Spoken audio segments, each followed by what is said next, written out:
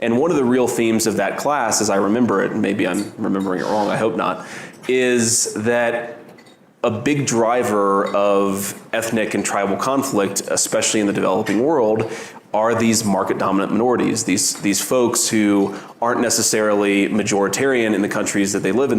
They can't necessarily access or exercise political power, but they have, for whatever reason, whatever historical reason, they have this remarkable economic power that drives frustrations and drives resentments. And I'm curious just how that thinking maybe led you into this book, and maybe we could kick it off there. Way before Tiger Mom, I principally wrote about foreign policy. That's actually my field, ethnic conflict and foreign policy. And this concept of market-dominant minorities, these are like the 1% Chinese in the Philippines. 1%. And yet the Chinese control about 60 to 70% of the Philippines economy. Same with the Chinese in Indonesia and other Southeast Asian countries. But there are many different reasons for a market-dominant minority. Whites in South Africa are also a market-dominant minority, but for very different reasons. A history of apartheid in that case.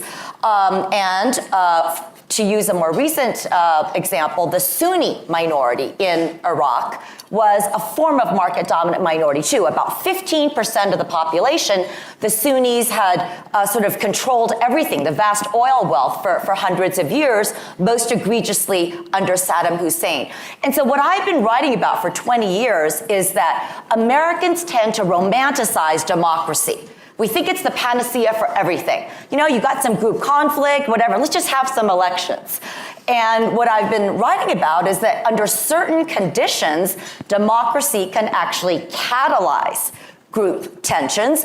And in particular, in countries that have this really resented minority that is viewed as an outsider that's controlling all the power, when you suddenly democratize in that context, instead of getting peace and prosperity, what you often get is that democracy brings to power this kind of revengeful majority that is really angry at this little minority that's been wielding so much power and looking down on them. And you get this rhetoric like, let's take back the country for the real owners of the country.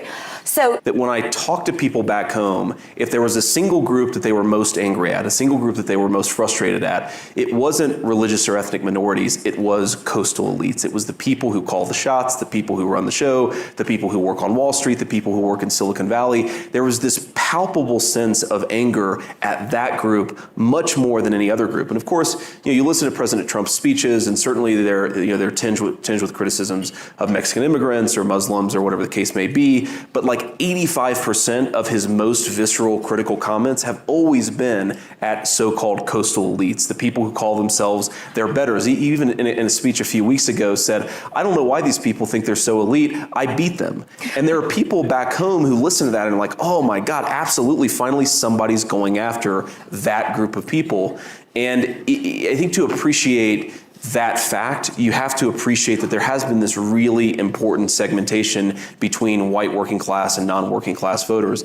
The other point that I'll make on that is there's this factor that the economist Tyler Cowen and a few other folks really worry about, this phenomenon of assortative mating, right? Like your kids go to Harvard, they will almost certainly marry someone who's elite. I went to Yale Law School, I met my wife at Yale Law School. There's this way where 30 or 40 years ago, the upwardly mobile kids, if you came from suburban Detroit and you made it to Yale Law School, you'd probably come to Yale Law School with a wife, maybe with a kid. You'd go back home after you graduated and you'd reinvest that financial, social, and human capital in the community you came from. Now, the elites, as we call them, I agree it's an overgeneralized term, but it is useful, are much more likely to marry someone who's part of their social caste and then to locate in one of 5 places: DC, San Francisco, LA, or New York City, and maybe like Boston or Seattle, right? And that geographic sorting has, I think, both really important economic consequences, but it does give this sense of this cultural and social isolation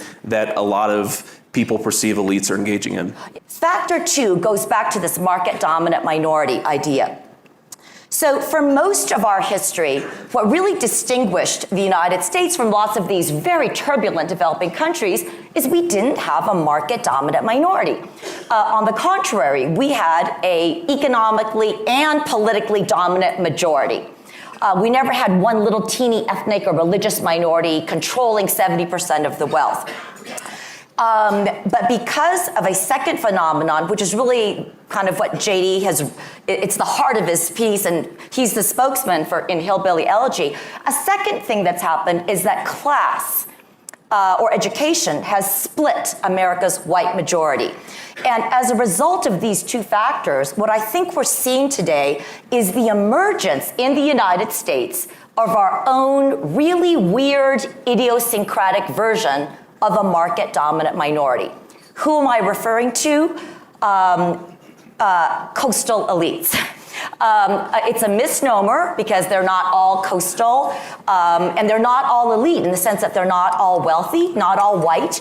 But basically, I'm talking about all the people in this room. And at first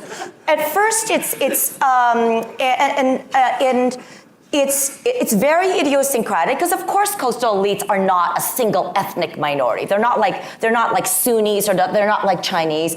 But if you think about it, the parallels are very striking.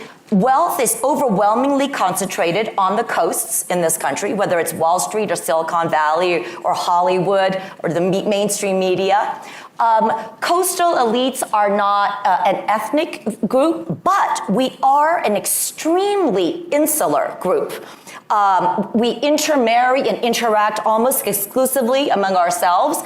It is much more common for somebody growing up in Manhattan who attended Columbia to marry, a Nigerian American or an Asian American or a South Asian of similar academic background than somebody from Appalachia.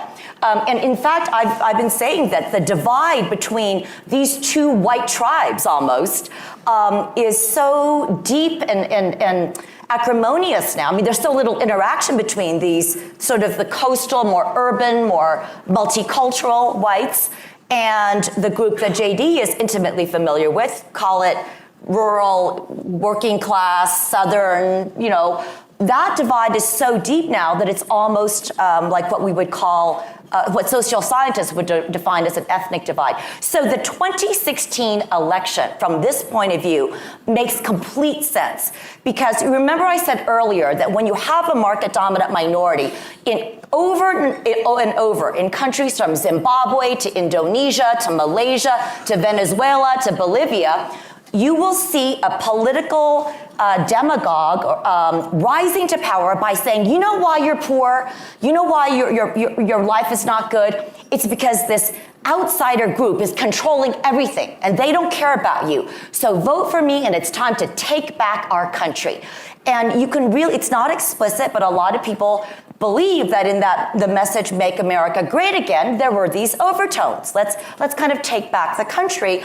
And President Trump has actually said it's time to take back our country from the Chinese, from Mexicans. So understood in this context, I think it's actually, it's helpful to see it as part of a much larger global pattern. And you see similarly how the elites respond to that election as well.